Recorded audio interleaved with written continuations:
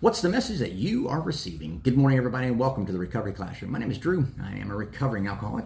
I'm still sober. I'm still enjoying each and every single day. I've never met somebody who's ever regretted getting clean and sober. As you can see, I'm not in my normal bailiwick here. I'm not in my normal surroundings. I'm in a hotel in Dayton, Ohio. We got baseball this weekend. I'm coaching, doing it solo, by the way. And to that point, Joey and Deb, they're still out on their honeymoon, and I'm super excited for them. But Deb, I really need you to wrap this thing up so you can send Joey back and get back on the baseball field. We got things to do. So, in all fairness, in all seriousness, I am happy for you guys. I hope you guys are having fun, and I look forward to you guys getting back really soon.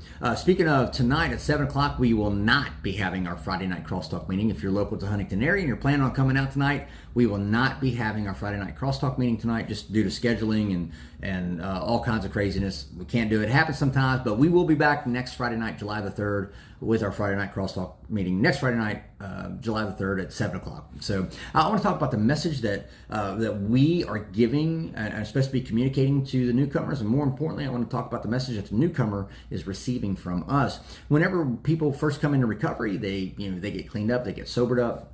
Life is going good, and we're told things like you got to give it away in order to keep it, or you want to give away what was so freely given to you. You want to carry that message, and that makes perfect sense considering the fact that once you do go through the process, after a while you realize the significance and the importance of carrying the message to the newcomer. What is the message, though?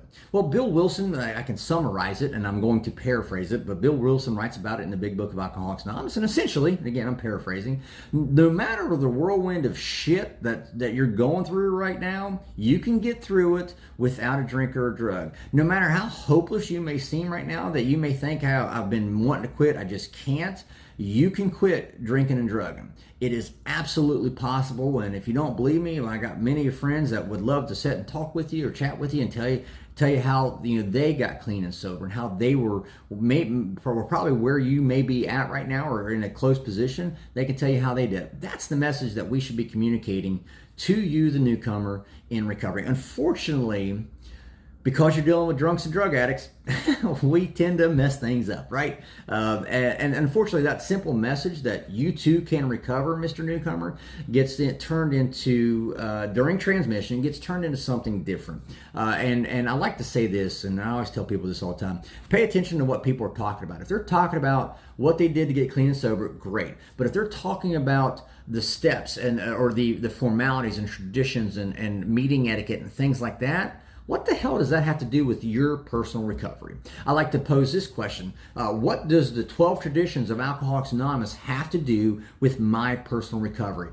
Absolutely nothing. Matter of fact, I'll go on record and say this. The 12 traditions are completely irrelevant to your personal recovery. The meeting etiquette is completely irrelevant to your personal recovery. You need to, as a newcomer, you need to make sure that, kind of have to filter through all the bullshit sometimes.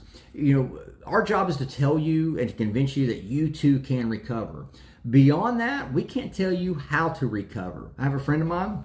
She had a sponsor, and she told her sponsor that, hey, I've been going to these crosstalk meetings, and her sponsor just disappeared, just ghosted her, just dropped. Didn't even say bye or write her a pen pal letter or nothing. Just disappeared. It was really profound to me because this person professes to be one of the pillars of the recovery community, and she just dissed her, man. I couldn't believe it. Is that a good message to send to a newcomer? Is that a good message to send to somebody in recovery? At the end of the day, my job is to tell you how I recovered, and to convince you, based upon how I recovered, to convince you that you can recover too.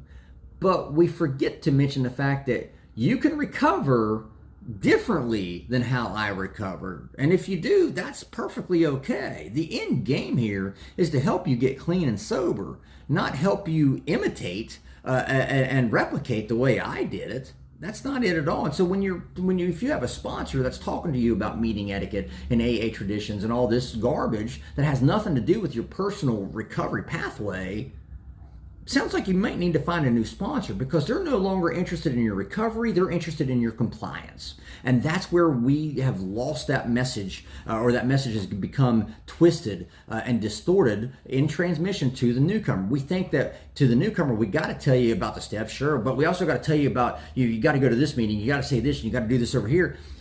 And we've lost the message. No wonder the newcomer gets confused and goes, you know what, maybe I just can't do this. Maybe I'm not cut out for recovery. Absolutely, yes, you are cut out for recovery, and you can do it. Just make sure you're paying attention to what you're paying attention to. Make sure you're paying attention to what others around you are paying attention to. If they're more interested in rules, regulations, policies, and procedures and guidelines, probably not the group for you. So with that being said, I'm out of time. Thank you guys for letting me come in and share 5 to 10 minutes of your day with you. You guys absolutely keep me sober, and I could not be any more appreciative. If there's a topic you'd like to have discussed, feel free to let me know. Let all of us know. You message into Recovery Classroom Facebook page, and we'll be glad to take a look at it. Also, if you like the content of these video messages, please feel free to like and share on your own Facebook page and all of your other social media channels. We'll be talking again soon, guys. Remember, can't get drunk if you don't take a first drink.